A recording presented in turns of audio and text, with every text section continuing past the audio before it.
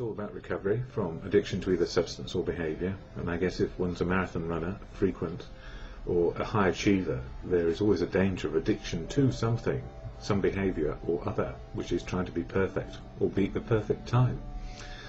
Similarly, for some of us, when we get addicted to substance, like alcohol in my case, so I'm a recovering alcoholic, other behaviours happen too, around people, places, things. So addictions to work, trying to be perfect, addictions to relationships, trying to be perfect, and collecting, materialism, never enough, and always striving for the next best thing. Or rather, just striving to be perfect, or I don't know what, just striving and being a complete irritating son of a gun sometimes, and not happy. So these days, what's the difference between back then and now? Well, back then I wasn't happy. I experienced every emotion, but probably at extremes, either trying to dominate the situation or trying to fit in with the situation, rather than actually find some balance in there. And that's the key for me today, to try and find some balance on a daily basis. And in the end, alcohol, which was my best friend and was my rite of passage into maturity, all part of growing up, that I could get blasted and find oblivion, be joyful, happy, sad, as alcohol enabled. In other words, fixing myself in some way or other, either by substance or behaviour.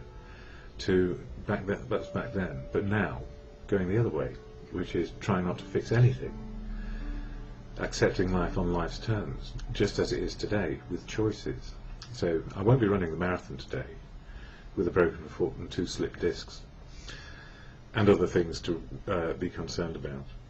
I'll be watching it intermittently, just to experience the joy that I will see in other people. And it's a very moving thing to be able to be included in the event, even though I'm not actually participating by running. And of course I can always contribute in some small way as well to charity. So these days it's not about being number 1 or a number 2. It's about living life as it is. And what's helped me more than anything is being part of something, part of life, part of a fellowship, which has then helped me continue to be part of family, community and society. And that fellowship, which helped me understand, having had a moment of clarity or two, that I could not beat addiction. I couldn't beat it on my own, and I don't have to beat it in a recovery. It's about living to good choices. So it's not about overcoming something and exerting my willpower. It's actually doing the opposite. It's actually saying, I don't have to do that anymore. Simply that. I just don't have to do it.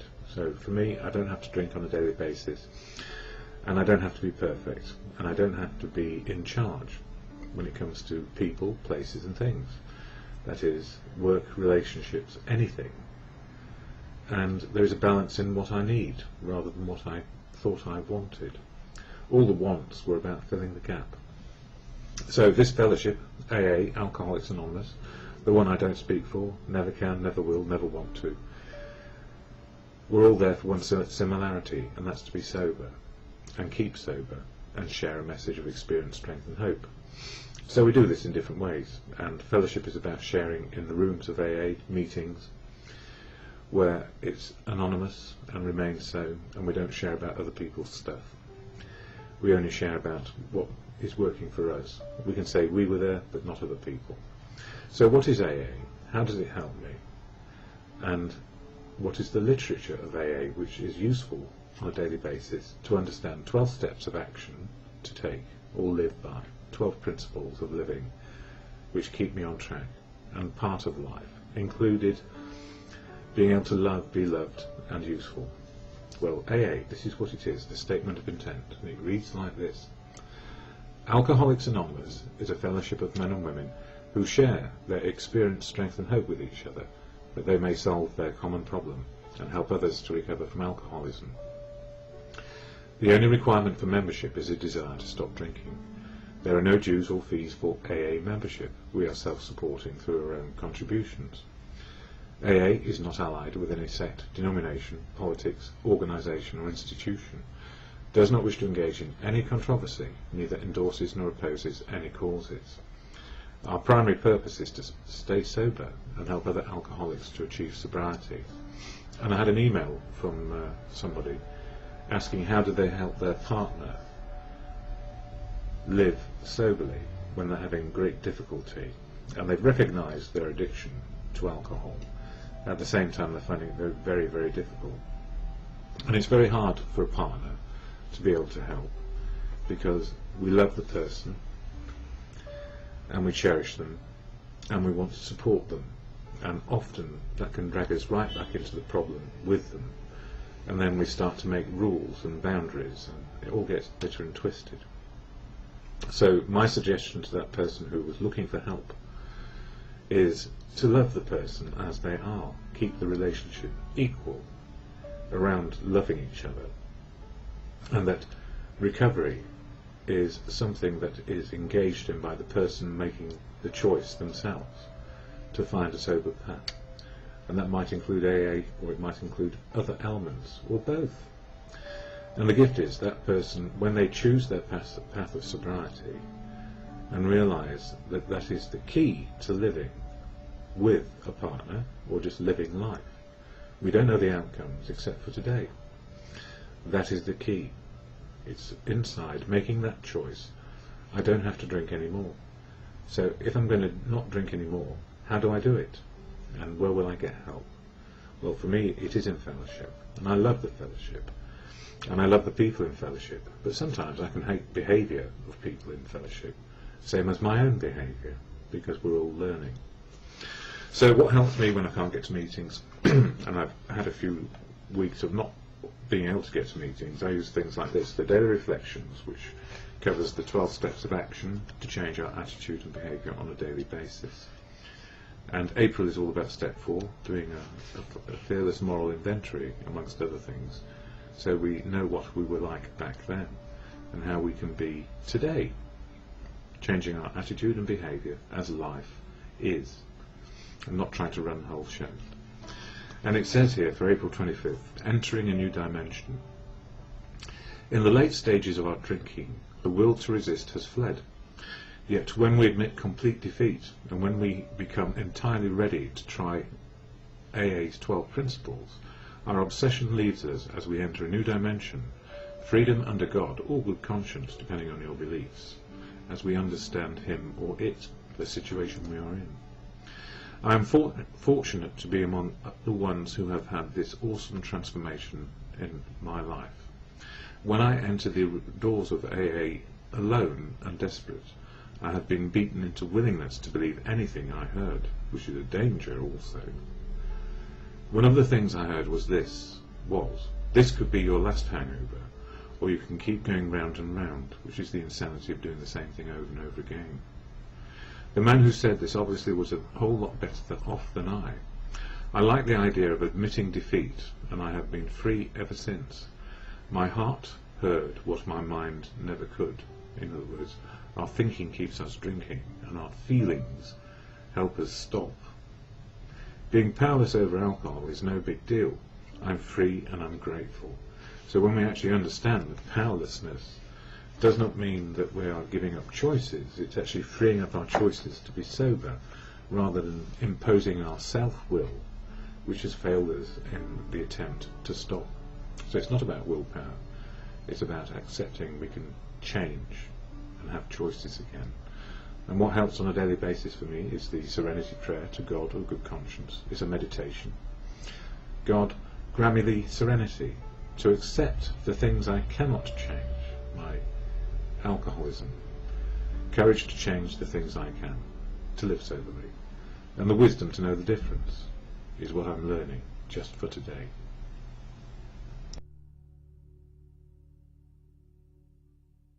All about recovery from substance addiction and behavioural addiction, or addiction to substance and behaviour. You can have both, or one, or many. My favourite substance to be addicted to was alcohol, and I did that quite successfully for a long, long time. Or rather, I was a functioning person whilst drinking and doing what everybody else wanted me to do. So I guess, in the addiction of drink, which may help me take the edge off, I took the edge off my choices as well, so I didn't really choose all the things I did over those 35 years. I wanted to fit in. I wanted to fear less of what was going on and be a part of and included. And the tragedy in that is becoming dependent on drink, either as my best friend or my higher power, because I was powerless over it. It took away my choices on a daily basis. And if I'd had my choices back, I guess I would have diverted from much of the stuff I did over those 35 years. But I realised nothing is wasted in life. You know, all the experiences we have, which makes one day work, this one day, being in the present moment, is all that counts in the end. And being present in my own life, and getting the choices I have, not wishful thinking or outlandish expectations, just getting to where I can on a daily basis to experience life and let life happen and be a part of, included rather than excluded. And what helps me most with recovery is fellowship, and the fellowship which helps me most is Alcoholics Anonymous. Now, I don't speak for it, nobody does. It has trusted servants, but it doesn't actually have leaders as such. I guess we're all leaders in our own lives, if you like, because we are unique, authentic people with one similarity in this fellowship, and that's a desire not to drink, just simply in one day. And to share what I hear every day when I go to a meeting, I share the AA preamble here, and it slows me down into being here and now, and stops me thinking, what am I going to do tomorrow, or what about all that history of awfulness, where I forget there was an awful lot of good as well. I was learning how to be me, even if it wasn't the me I wanted to be. So AA, what does it do? Alcoholics Anonymous is a fellowship of men and women who share their experience, strength and hope with each other, that they may solve their common problem and help others to recover from alcoholism. The only requirement for membership is a desire to stop drinking. There are no dues or fees for AA membership. We are self-supporting through our own contributions. AA is not allied with any sect, denomination, politics, organisation or institution. It does not wish to engage in any controversy, neither endorses nor opposes any causes. Our primary purpose is to stay sober and help other alcoholics to achieve sobriety. And that primary purpose of staying sober and helping other alcoholics achieve sobriety is part of why I do these videos. But it was a selfish motive in the first instance, because it was a new medium here on YouTube, and I had no experience of it. And I think over the last couple of years I've learned a lot about how to state my case, be myself, get more choices in life. And we all do our meditation in different ways, and I feel this is one of my meditations. It keeps me plugged into what makes life work, what makes me tick, and just being myself. And when I can't get to meetings, I also read daily readings from the daily reflections in this book, which I share here. And as Bill sees it, one of the co-founders, and there's many pages per day which can apply, but there's only one in this, so I use that by the day and the date, and I use this one linearly. So sometimes they marry up quite spectacularly, and the message is the same. Or is it that we just keep on repeating the same message? I think I do, actually, and the reason why I do it is because every day is a new day. It's a new start in life, and to have a new start in life with better choices, not aggravated by drink and a preponderance to want to drink. These days I don't even think about it. But why would I say that if I go to meetings where all we do is discuss how to keep in recovery? Because recovery is the issue, and the drink has become secondary in some ways, but our primary purpose is to share the message so others can get on the road to recovery as well. It's a fine distinction, I guess, but you know, sober living, for somebody who drank for 35 years and liked taking the edge off and used it to find oblivion and used it as a sleeping aid, these days I don't have any of that, and I just try and do what I can to keep on a level footing. So, for daily reflections today, which is April, it's the fourth step emphasised in the book. There's 12 steps of action and living in the programme, and all 12 steps are appropriate in any one day, because this is the only one we've got. We don't know about the future. So it says here, entering a new dimension. In the late stages of our drinking, the will to resist has fled. Yet when we admit complete defeat, and when we become entirely ready to try AA principles, our obsession leaves us and we enter a new dimension, freedom under God, or good conscience, as you understand, he, she, or it, or just conscience. I'm fortunate to be among the ones who have had this awesome transformation in my life. When I entered the doors of AA, alone and desperate, I had been beaten into willingness to believe anything I heard. One of the things I heard was, this could be your last hangover, or you can keep going round and round. The man who said this obviously was a whole lot better than I. I liked the idea of admitting defeat, and I had been free ever since. My heart heard what my mind never could. Being powerless over alcohol is no big deal. I'm free and I'm grateful. And you know that last sentence or so, where it says, I like the idea of admitting defeat, and I have been free ever since. My heart heard what my mind never could. And you know, intellectually and with our thinking abilities, you would imagine that we wouldn't get into such a dangerous place of addiction. And the absolute truth is, when we get used to something and need more and more and more of it to satisfy that oblivion or that feeling of not caring, I guess, or joyful or sad, whatever it was, without a drink is very difficult. So our best thinking keeps us in the malady, and what I found is, yes, my best thinking kept me drinking, and my best feeling, my emotional understanding of me, as it has improved over the time I've been sober, my feelings keep me going back for more fellowship and more inclusion and sobriety. So easy to say, it's very difficult to do in the early stages. Excuse me. Yeah, my mother just rang me. She's all right, and that's a good thing. And yeah, it's nice to be able to just discuss and be normal and just enjoy a conversation very temporarily. She was waiting for my sister picking something up from the post office. So, anyway, moving on to as Bill sees it, and I know my time is limited. It says here, page 86, room for improvement. We've come to believe that AA's recovery steps and traditions represent the approximate truth which we need for our particular purpose, and that's staying sober. The more we practice them, the more we like them, so there is little doubt that AA principles will continue to be advocated in the form they stand now. If our basics are so firmly fixed as all this, then where is there left to change or improve? The answer will immediately occur to us. While we need not alter our truths, we can surely improve their application to ourselves, to AA as a whole, and to our relations with the rest of the world. We can constantly step up the practice of these principles in all our affairs. And yes, we can, because it's progress, not perfection. And you know, that's why I do these videos off the hoof, as it were, or just as I can, without trying to use a script or anything like that. And the other book I'm using at the moment to help me with my meditations is this one, Around the Year with Emmett Fox, which gives me another daily reading. And again, today, it was all about progress and not perfection. So, how am I today? I'm feeling okay, even though I've had a cold for a week and I'm being bunged up. And I've had a lot of messages from people, and thank you, and I've tried to reply as best I can. And you know, sobriety enables me to do this. It allows me to live one day only and not worry about another one or another one or another one. It's just about making life work in the day, not making it, experiencing it. So when I say, God, grant me the serenity, or in good conscience, grant me the serenity to accept the things I cannot change, courage to change the things I can, and the wisdom to know the difference, it's simply just for today, where all these 12 steps work in living. And for that, I will be always grateful.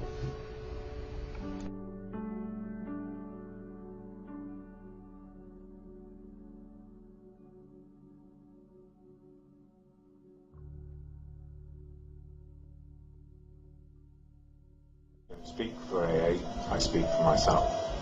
However, AA is integral to my daily well-being, and here's the AA preamble spoken at all meetings of AA. Alcoholics Anonymous is a fellowship of men and women who share their experience, strength and hope with each other, that they may solve their common problem and help others to recover from alcoholism. The only requirement for membership is a desire to stop drinking. There are no dues or fees for AA membership. We are self-supporting through our own contributions. AA is not allied with any sect, denomination, politics, organisation or institution. It does not wish to engage in any controversy, neither endorses nor opposes any causes. Our primary purpose is to stay sober and help other alcoholics to achieve sobriety. The date now is August 24th, 2008 in the evening, and in a few moments I'll be doing the readings from some of the AA daily readings books I have, all about Alcoholics Anonymous and how to live one day at a time. And today's been okay. A bit cold out, lots of rain, a few showers, a bit of sunshine, and I was very tired. I've still got some insomnia about, and you know, life is as it may be. I've just been down to a meeting at Park Walk, which is the new venue from Radnor Walk, about 300 or 400 yards down the road, or thereabouts. And I've noticed that it's not got very many people going to it, and it may be because the venue's changed and people don't know, or it could be that the venue is very close to another meeting, which starts about half an hour earlier and is only 1 hour long.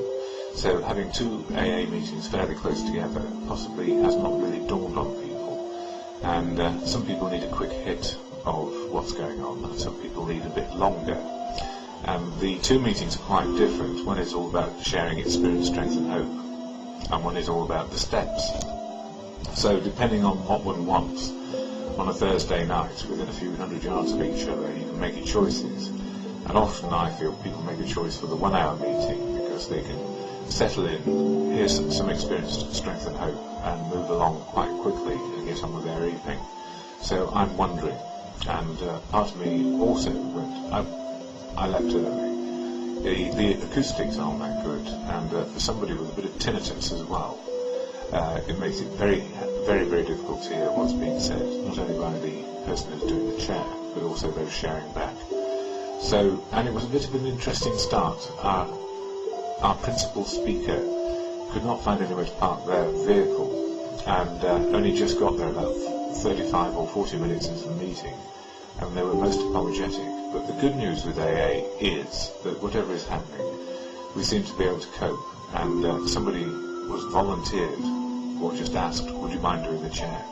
And they said, of course, I'll do it. And I don't know that they've done very many chairs, but they did an excellent one. Any chair is excellent when we talk about experience, strength and hope.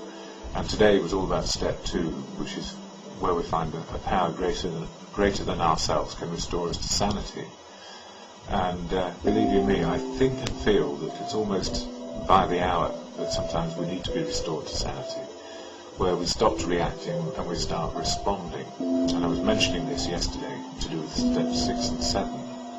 And the good news is if we learn to just pause long enough to not react, either hastily to the negative and sometimes hastily to the positive, we can find that we get a better chance at a good outcome by thinking and feeling long enough to make a decision worth making.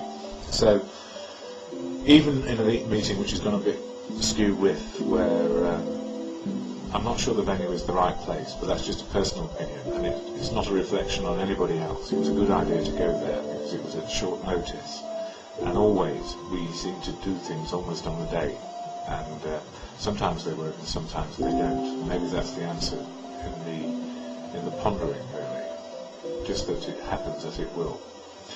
So, daily reflections, this book, a day at a time.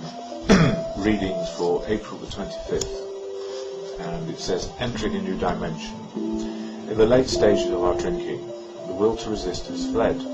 Yet when we admit complete defeat, and when we become entirely ready to try AA principles, our obsession leaves us and we enter a new dimension, freedom under God as we understand it. And that comes from As Bill Sees It, page 283. And as you know by now, God is truth for me, so it's not all that difficult, and good conscience is what's paramount. I'm fortunate to be among the ones who have had this awesome transformation in my life. When I entered the doors of AA alone and desperate, I had been beaten into willingness to believe anything I heard. One of the things that I heard was, this could be your last hangover, or you can keep going round and round. The man who said this obviously was a whole lot better than I. I like the idea of admitting defeat, and I have been free ever since.